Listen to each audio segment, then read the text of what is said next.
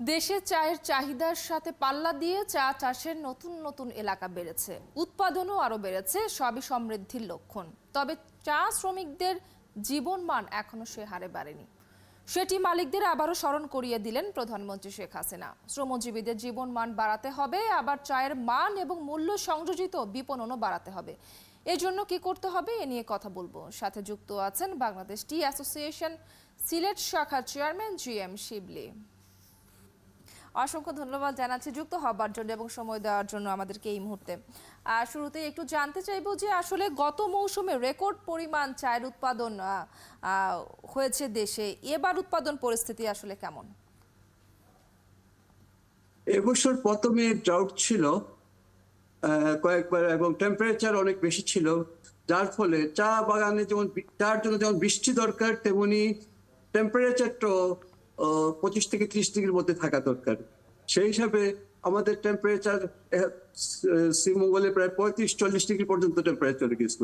এতে গিয়ে চা উৎপাদন একটা ব্যাহত হয়েছে। এখন মোটামুটি আমরা ওয়েদার ফেভারেবল, আমরা বৃষ্টি পাচ্ছি। আশা করি আগামী মাসগুলোতে যদি আমরা পর্যাপ্ত সানলাইট এবং বৃষ্টি দুইটাই পাই তাহলে আমরা হয়তো আরেকটা রেকর্ড করতে পারবো। জি, মানুষের রুচি ও চাহিদার সঙ্গে সঙ্গতি রেখে চা উৎপাদন ও বাজারজাতকরণের আহ্বান জানিয়েছেন প্রধানমন্ত্রী শেখ হাসিনা। সেটি আসলে কিভাবে বাস্তবায়ন সম্ভব মনে করেন? এখানে একটা আমি উল্লেখযোগ্য জিনিস তুলে ধরতে চাই যে চা বাগানের মালিকরা উপযুক্ত দাম পাচ্ছেন না।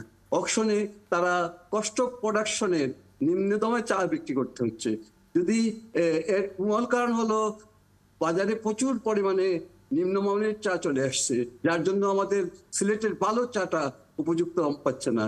যদি আমরা সরকার এবং টি বোর্ড এটা নিয়ে কাজ করছেন, যদি আশা করি এর থেকে আমরা পরিত্রাণ পাবো। এটা একটা উল্লেখযোগ্য জিনিস। আর চা চা একটা অত্যন্ত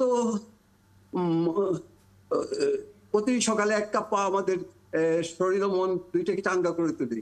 পানির পরে সবচেয়ে প্রয়োজনীয় এবং প্রচলিত পানি হচ্ছে 1 কাপ চা। তাছাড়া চা শিল্প আমাদের দেশের অর্থনীতিকে উন্নত করছে। শ্রীমঙ্গল সহ মৌলভীবাজার জেলায় এক মুহূর্তে চায়ের দেশ হিসেবে পরিচিত। সিলেট বিভাগে একটা পর্যটন নগরীতে পরিণত হয়েছে জাস্ট চায়ের জন্য। তাছাড়াও চা গাছ বায়ুমণ্ডলে প্রচুর পরিমাণে অক্সিজেন ত্যাগ করে পরিবেশকে উন্নত করছে। শুধু তাই না, এই বর্তমানে সবচেয়ে আলোচিত ব্যাপার হচ্ছে গ্লোবাল ওয়ার্মিং। এই গ্লোবাল ওয়ার্মিং এর যুগে চা গাছ বায়ুমণ্ডল থেকে দূষিত কার্বন ডাই অক্সাইড শোষণ করে প্রচুর বায়ুকে বিশুদ্ধ রাখছে।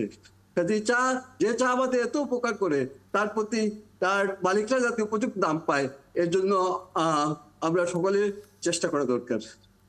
জি, মালিকরা যেন উপযুক্ত দাম পায়। একই সঙ্গে আরেকটি বিষয়, চা শ্রমিকদের জীবন মানও তো আসলে উন্নয়ন হয়নি, উন্নয়ন ঘটেনি। আপনিও যেমনটি আসলে বলছিলেন, প্রধানমন্ত্রী আজকে সে কথা আবারও স্মরণ করিয়ে দিয়েছেন মালিকদের। শ্রমিকদের জীবন মান উন্নয়নে আসলে মালিক ও সরকার আর কি করতে পারে বলে মনে করেন? আপনার পরামর্শ কি?